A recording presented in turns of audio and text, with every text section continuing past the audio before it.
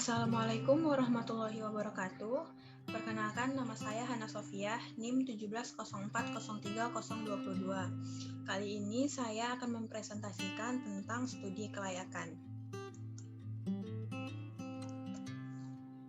Kegunaan studi kelayakan adalah sebagai suatu kegiatan yang dijalankan dengan tujuan untuk mempelajari secara mendalam tentang bisnis atau usaha yang akan dijalankan dari berbagai aspek dalam rangka menentukan suatu bisnis potensial atau tidak untuk dijalankan ke depannya.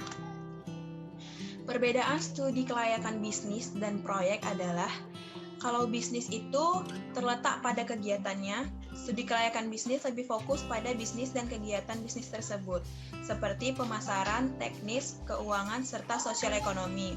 Sedangkan studi kelayakan proyek lebih fokus pada proyek yang bersifat investasi.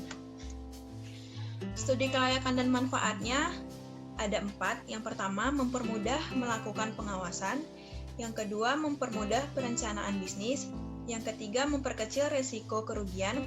Yang keempat, mempermudah pengendalian. Kemudian ada aspek-aspek dalam studi kelayakan. Yang pertama ada hukum. Elemen yang memiliki kaitan secara langsung dengan semua hal berkaitan kelegalitasan dari produk bisnis perusahaan.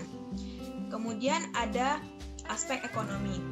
Aspek ekonomi ini dilakukan pertimbangan pada bisnis, apakah perusahaan mampu meningkatkan pendapatan per kapita rata-rata atau tidak, atau malah justru sebaliknya. Kemudian ada aspek manajemen. Aspek manajemen ini berkaitan dengan pembangunan serta pengembangan dari operasional sebuah perusahaan.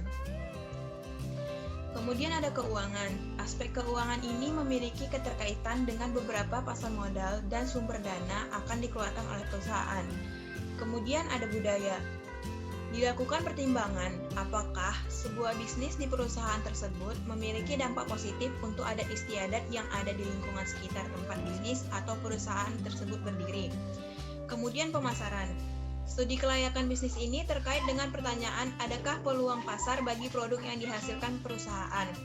Kemudian teknis dan teknologi. Aspek dalam studi kelayakan bisnis berkaitan atas rencana kualitas produk, pemilihan strategi produksi, pemilihan teknologi, dan lain-lain. Menurut saya, materi kuliah yang dapat digunakan dalam menyusun studi kelayakan adalah statistika, karena mata kuliah ini sebagai pendukung dalam menyusun studi kelayakan. Terima kasih, sekian presentasi dari saya. Apabila ada kekurangan, mohon dimaafkan. Assalamualaikum warahmatullahi wabarakatuh.